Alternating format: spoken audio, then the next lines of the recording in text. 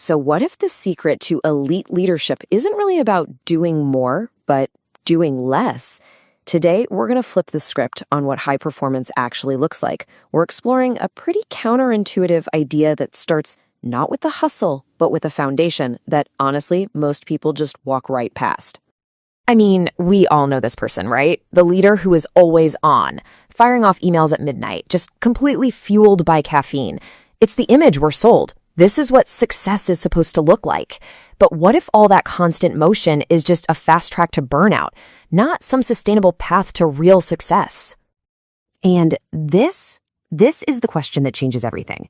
What if the real source of high performance isn't found in all that hustle, but in the quiet moments? What if the actual key is to stop, to recharge, and to just think? This is the big idea we're diving into. The most effective, the most resilient leaders, well, they're not just running on fumes. They've built their entire success on a foundation that's pretty much invisible to everyone else, but it's the true source of all their power. Okay, so what is this foundation? It really comes down to three things. First, you've got energetic renewal. Actually recharging your batteries. Second is mindful reflection, taking time to think instead of just reacting all day. And third, and this is a big one, is mindset mastery, intentionally shaping how you see the world around you. Now, I know that might sound like a lot, but it really boils down to something super practical. This isn't about some huge life overhaul. Nope. It's about weaving a few simple but really profound habits into your day-to-day. Let's call them power habits.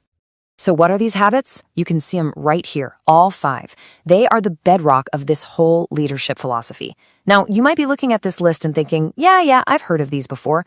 But the real magic, the key insight, is how they all work together to create this incredible synergy, especially for leaders. Let's break them down.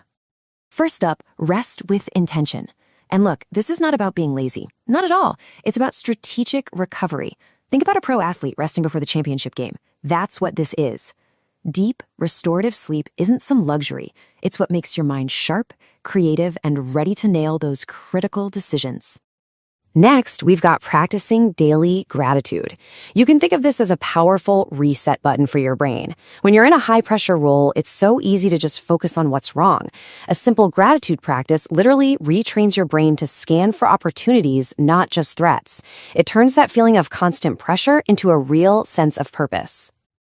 Okay, I love this one because the distinction here is so important. We are absolutely drowning in information these days, but we're starving for wisdom. See, knowledge just fills your head with facts. Wisdom is about understanding the bigger picture, learning from experience, yours and others, and using it to shape who you are as a leader.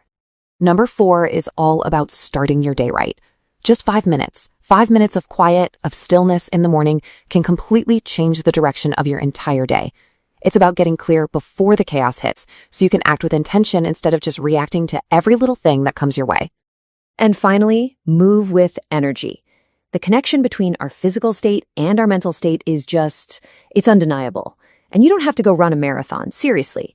Even just a quick walk can sharpen your focus like you wouldn't believe, boost your mood, and build that mental toughness you need to lead well. So here's where it all comes together.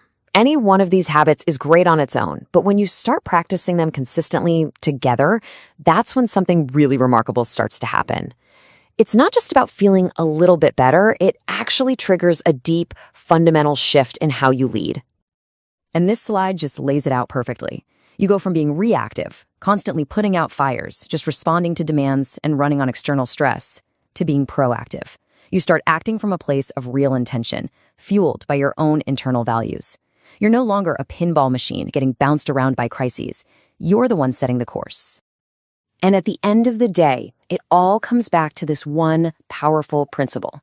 You simply cannot lead others effectively. You can't manage a team. You can't steer a company until you first learn to lead yourself. Real leadership is an inside-out job, period. If you only take one thing away from all of this, let it be this right here. The goal isn't to cram more tasks into your day. The real goal is to elevate your state of being, your clarity, your energy, your presence. Because when you focus on being more, you naturally end up doing more of what actually matters and with way more impact. So I'll just leave you with this question to think about. Whether you're leading a Fortune 500 company or just leading your own life, what's the one simple practice that helps you master your internal world?